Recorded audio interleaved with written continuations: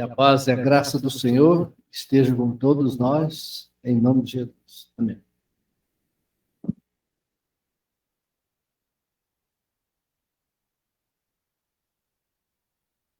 O versículo que está na tela, Jesus disse: entrai pela porta estreita, porque larga é a porta, espaçoso o caminho que conduz à perdição.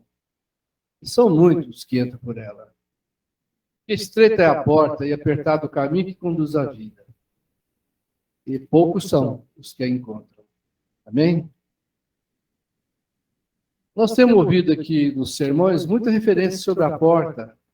E hoje nós vamos falar alguma coisa sobre essa porta. Eu peço bastante atenção pela importância do tema. Jesus passava pelas cidades, aldeias, ensinando e caminhando para Jerusalém.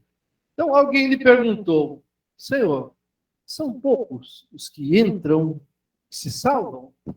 E ele lhes respondeu: esforçai por entrar na porta estreita, porque eu vos digo que muitos procurarão entrar, não poderão.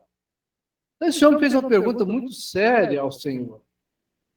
Ele perguntou: Senhor, são apenas algumas pessoas que vão salvar? Lucas 13, 23. Então, nós não sabemos o nome dessa pessoa, nem o motivo. O Espírito Santo omitiu de nós. Mas Jesus aproveitou a oportunidade para mostrar a todos que estavam ao seu redor o claro dever que cada um tinha. Ele sabia também dos inúmeros questionamentos que essa pergunta havia provocado nos corações deles. Ele disse: então esforçar. Quer tenham muitos ou poucos salvos, a sua ordem é clara: faça tudo para entrar. Chegará o dia que procurarão entrar, mas já será tarde e não conseguirão. Agora é o tempo. O dia da salvação é agora. Essas palavras nos ensinam claramente uma poderosa verdade, de que é de nossa inteira responsabilidade a salvação de nossas almas. Mostra também o grande perigo de deixar de lado a necessidade de nos tornarmos verdadeiramente cristãos, como numerosos têm feito, infelizmente. Em ambos os pontos, o Senhor Jesus, o seu testemunho no texto é muito claro. Deus o Eterno sempre proferiu sábias palavras. Ele disse: esforçai para entrar pela porta, porque muitos procurarão entrar e não conseguirão. Então, Jesus deu uma indicação para chegar à salvação. Ele chama de porta estreita. Também deu uma ordem clara: esforçai. Esforçai para entrar. Existe uma porta que nos leva ao perdão, à paz com Deus e ao céu. Quem entrar por essa porta será salvo. Com certeza, essa porta nunca foi tão necessária quanto ela agora. Alguém já comparou o pecado a um grande abismo entre Deus e o homem. Como o homem pode atravessar? Deus está no céu, santo, puro, imaculado, sem sinal de escuridão, e não tolera o que é maligno, nem olhar para o pecado. O homem, ele é pecaminoso, corrupto, errado, defeituoso. Uma criatura cuja imaginação é dominada pelo mal e cujo coração é, acima de tudo, enganoso e mau. Jeremias diz assim: enganoso é o coração, mais que todas as coisas, e perverso. Quem o conhecerá? Como poderão Deus e o homem ficar juntos? Como poderá o homem aproximar-se do seu Criador sem sentir medo ou vergonha? Bendito seja Deus, pois há uma forma, há um caminho, há uma trajetória, há uma porta. A porta falada nas palavras de Cristo, a porta estreita. Essa porta foi feita para os pecadores pelo Senhor Jesus Cristo. Na plenitude do tempo, ele veio ao mundo e a criou por meio de sua própria morte, reconciliadora na cruz.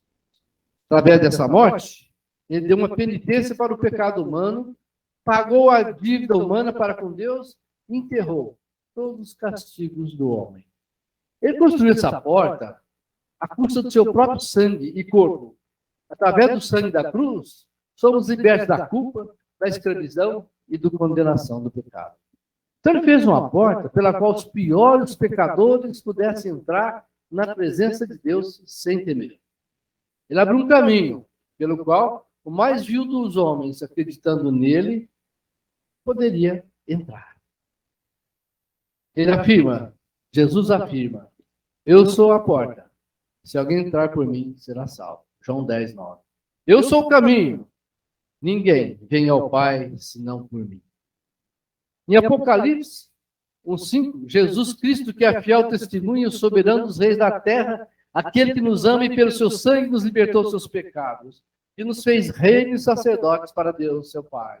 A ele seja a glória e o domínio pelos séculos dos séculos. Amém.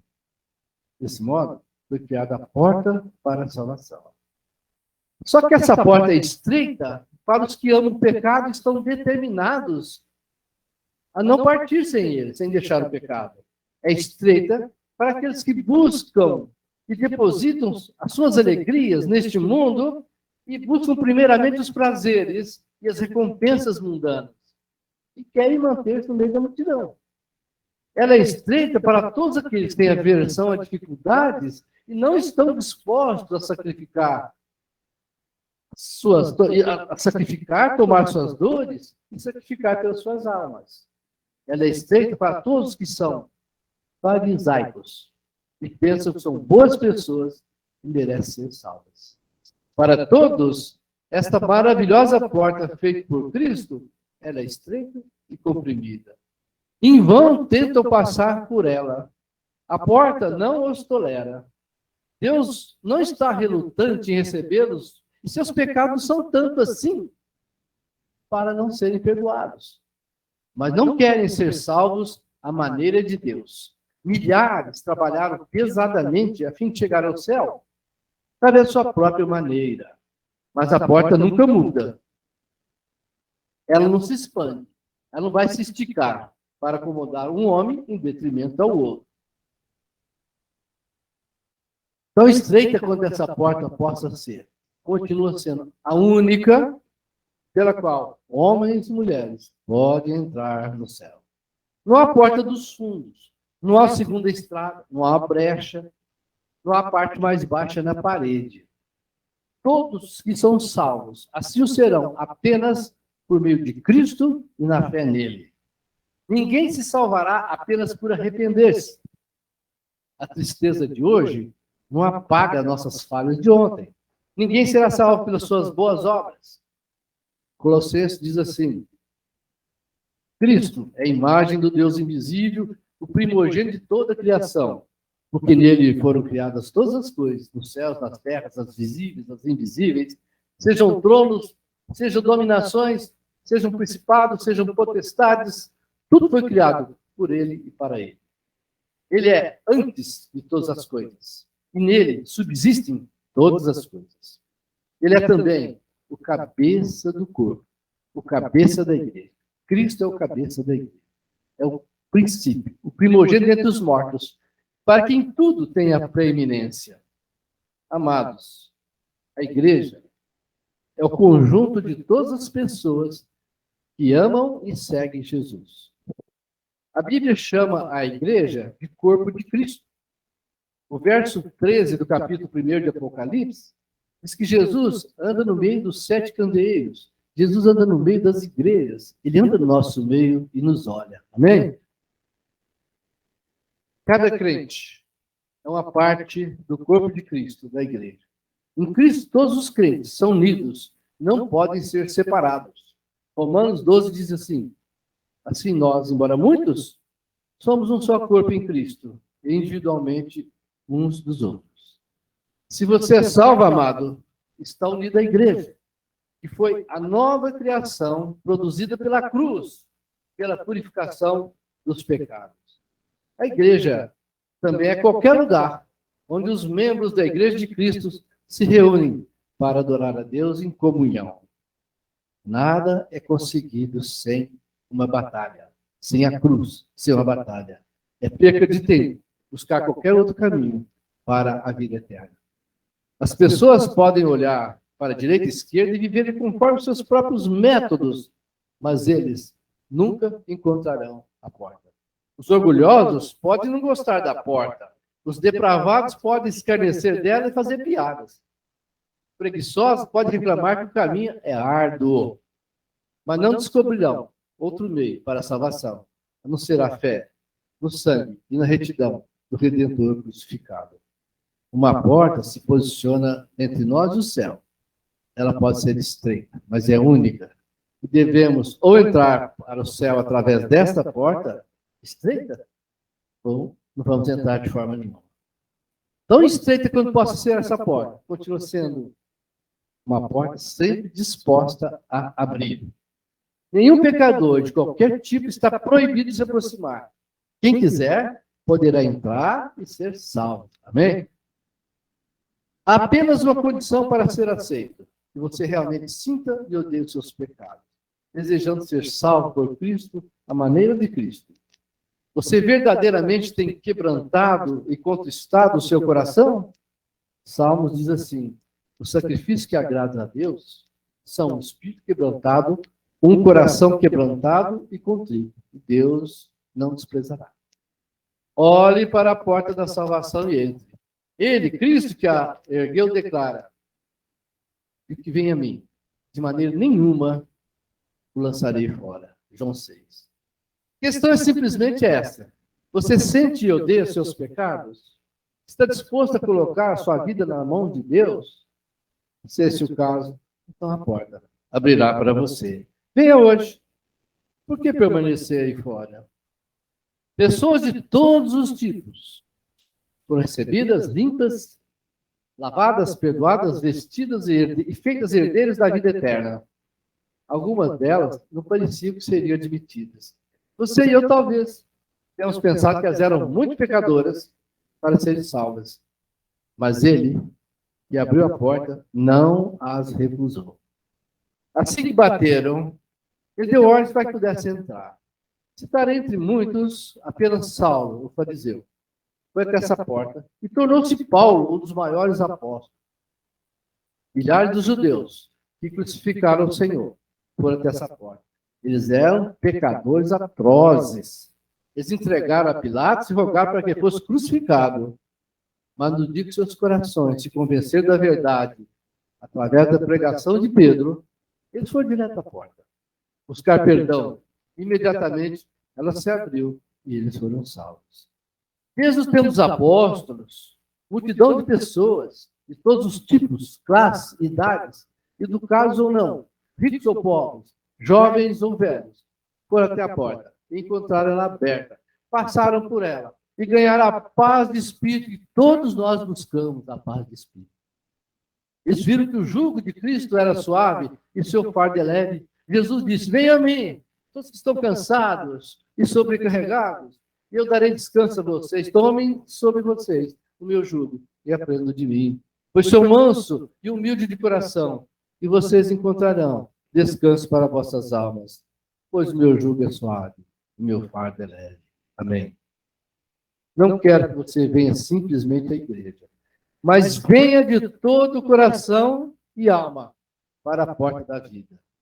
Anjos que não permaneceram fiéis a Deus caíram e nunca mais se levantaram. Para eles, não havia nenhuma porta de escape aberta, nenhuma. Você tem aberta a porta, claramente os seus olhos. Você tem Cristo e a salvação eterna oferecida a você e nunca mais ficará perdido sem saber onde ir. A misericórdia de Deus é muito grande. Amém. Infinitamente melhor seria se você não tivesse ciência dessa porta do que, tendo ouvido falar dela, permanecer do lado de fora. Como você escapará se negligenciar tamanha salvação? Hebreus 2 diz assim: essa salvação, primeiramente, foi anunciada pelo Senhor, foi-nos confirmada pelos que a ouviram. Amados, ser uma alma justificada, perdoada, absolvida, estar pronto para doenças, morte, julgamento e eternidade, só isso certamente seria um motivo para adoração diária. verdadeiros cristãos deveriam ser mais agradecidos do que são. Depois Jesus dá a ordem clara: esforçai-vos para entrar pela porta estreita. Sempre há muito a ser aprendido numa única palavra da Escritura: esforçar. Que nos ensina que devemos usar meios diligentemente se queremos que as nossas almas sejam salvas. E nos ensina que homens e mulheres são livres e prestarão contas com Deus como adultos responsáveis. Existem maneiras pelas quais devemos andar se queremos ser encontrados por Cristo. Simples: adoração pública, leitura da palavra, ouvir a pregação do Evangelho, participar da ceia do Senhor. Isso permanece como sempre, como ponte no meio entre nós e Deus.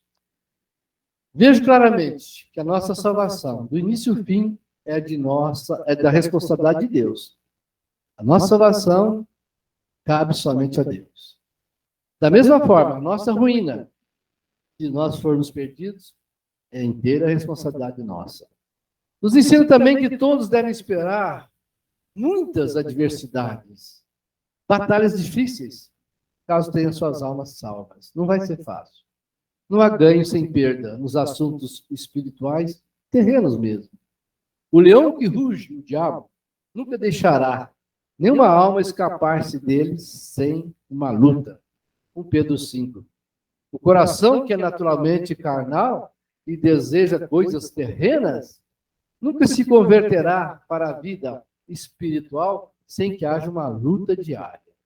Disse o Senhor em Mateus: mas o que sai da boca procede do coração.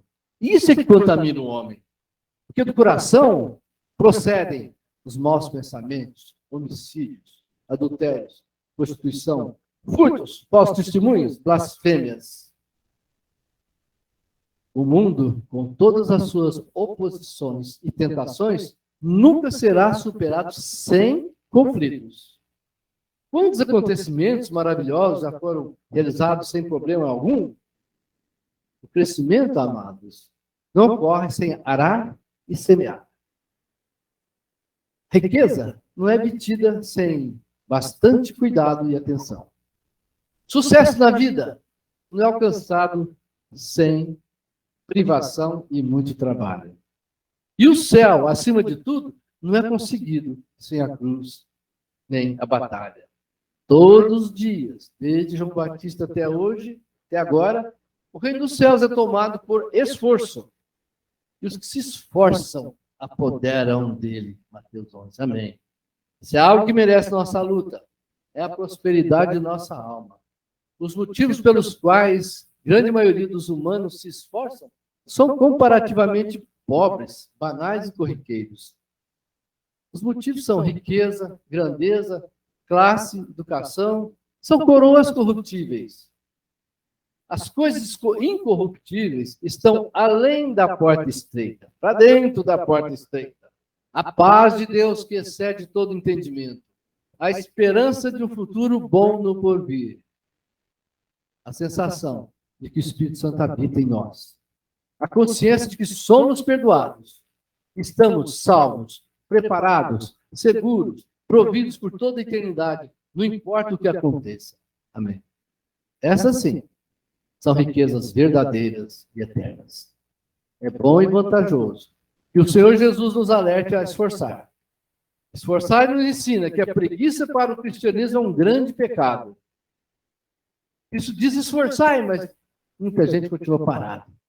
Esforçar nos ensina que todos aqueles que estão lá de fora da porta estreita estão em grande perigo. Eles perigam a perder-se e atormentar-se para sempre. Existe apenas um passo entre eles e a morte. E o Senhor viu isso claramente. Ele sabia da incerteza da vida, da brevidade do tempo. Estava falando com Samuel da brevidade do tempo. Ele se alegra em ver pecadores apressar e não se atrasarem, para que livre suas almas pecaminosas antes que seja tarde demais. Fala como aquele que viu o diabo aproximar-se deles diariamente e os dias de suas vidas decaírem gradualmente. Diversos são os que vão à igreja, escutam Muitos escutam, concordam, mas nos esforçam para ser salvos. E para nossa tristeza, amados, muitas vezes, parece que nós estamos falando aos ventos. Parece que estamos falando aos ventos. Eis que vem Satanás, na manhã de segunda-feira, armando incontáveis cidades. Eis que o mundo se apresenta seus prêmios enganosos para os seus seguidores. Eles trabalham duro para receber suas benesses. Existem milhares de pessoas que são irregulares sobre a adoração pública de Deus no domingo. São irregulares. Vem, volta, vem, volta. Algumas vezes, quando se sentem inclinados, vão à igreja e atendem a um serviço religioso. Outras ficam em casa, lendo livro, deitam, revêem suas contas, suas dívidas, buscam por alguma diversão. Isso é estar se esforçando? Muitos outros crentes vêm regularmente aos domingos, mas apenas para manter as aparências. Quando comparece à igreja, nem sequer se importa em adorar a Deus. Por quê? Não se lembra até depois nada demais. Não lembra mais nada. Logo tira os seus padrões religiosos, assim como as suas roupas de domingo, e voltam às velhas práticas mundanas. Outros conhecem a Bíblia por nome. Eles sabem que é o único livro que nos ensina como viver e morrer. Mas nunca encontram tempo para lê-lo. Jornais, reportagens, livros, romances, tudo isso tem tempo para ler, menos a Bíblia. Infelizmente, tem aqueles que nunca oram sem Deus. Eles acordam e novamente sem Deus. Eles se deitam à noite. Eles não pedem por nada, não confessam nada, não agradecem nada e não buscam nada. São criaturas em risco de morte. E mesmo assim, deixaram de falar com seu Criador e Juiz. Trabalham pesados para licitações do diabo, mas a única coisa que precisam fazer, não fazem. Não se esforçam, em hipótese alguma. Problemas passageiros, meus irmãos, é comum. Esforço para tornar-se rico e próspero não é algo raro. Afligir-se por dinheiro, negócios, política, troca, ciência, aluguel, entretenimento, salário, trabalho, esse tipo de aflição é muito abundante. Mas vejam que poucos se afligem por suas almas. Veja a parábola da grande ceia, em Lucas. Como meu Senhor e Salvador diz, acredito que homens e mulheres dão desculpas. Um tem um pedaço de terra para ver, outro tem os bois para provar, e um terceiro sofre com problemas familiares. Não sei como está o seu estado de mente. Não sei o estado de mente de vocês.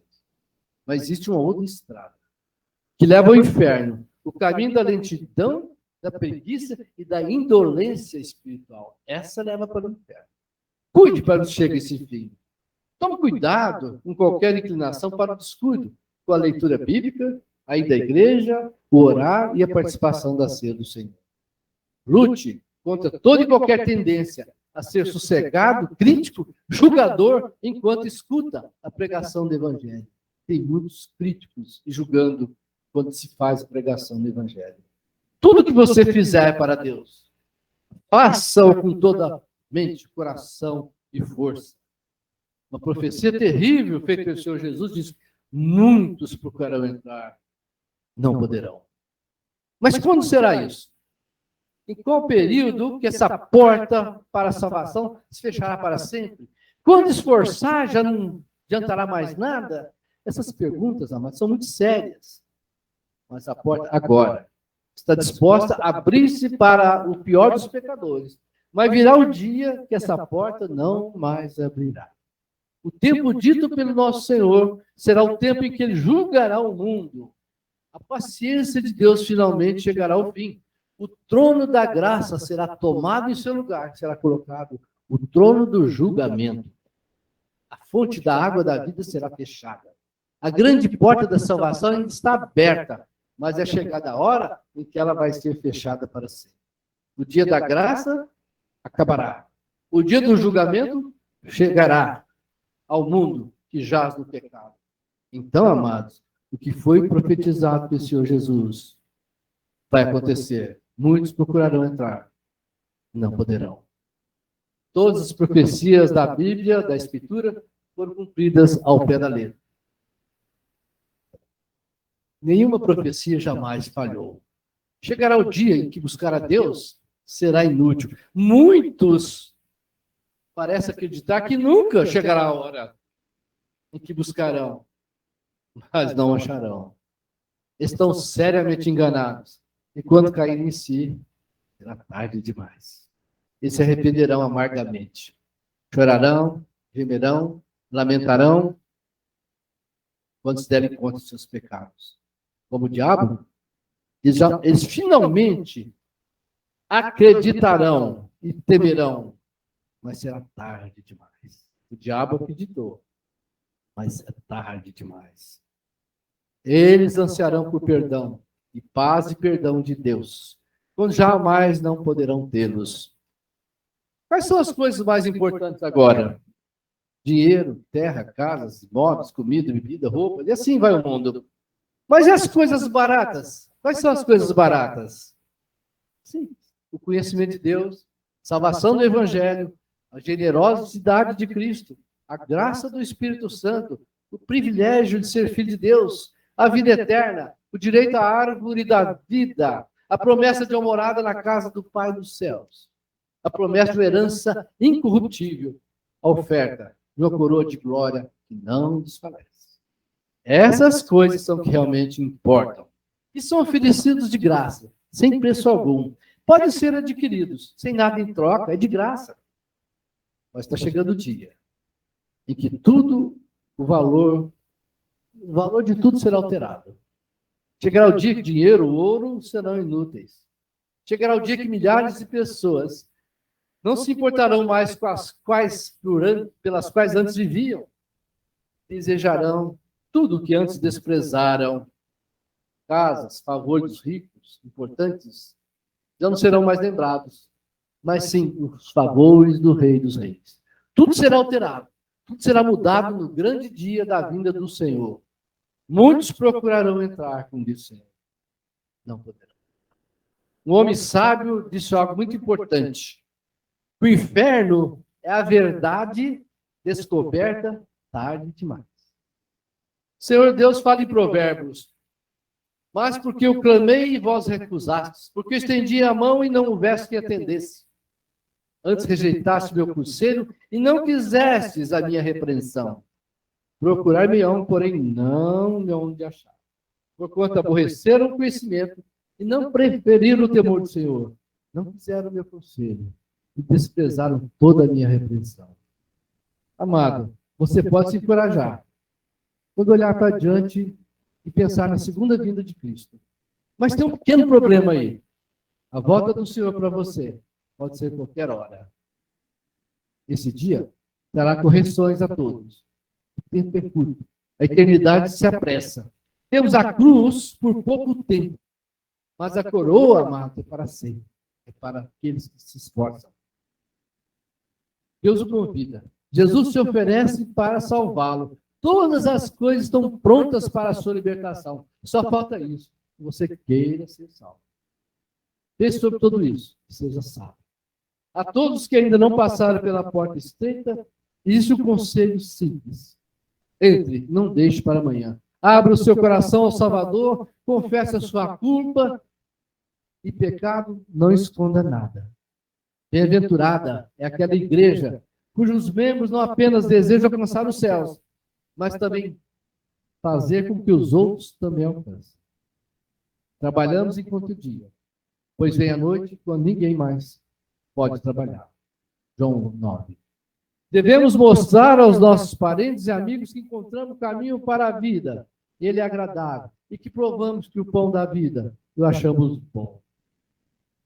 A Escritura diz, saiba que aquele que quiser converter do erro do seu caminho um pecador, salvará da morte a sua alma e cobrirá multidão de pecados. Amém? Quem crê e for batizado será salvo. Temos mais amor e ousadia dos irmãos. Quem perseverar até o fim será salvo. Quem tem ouvidos para ouvir, ouça o que o Espírito diz às igrejas. Amém.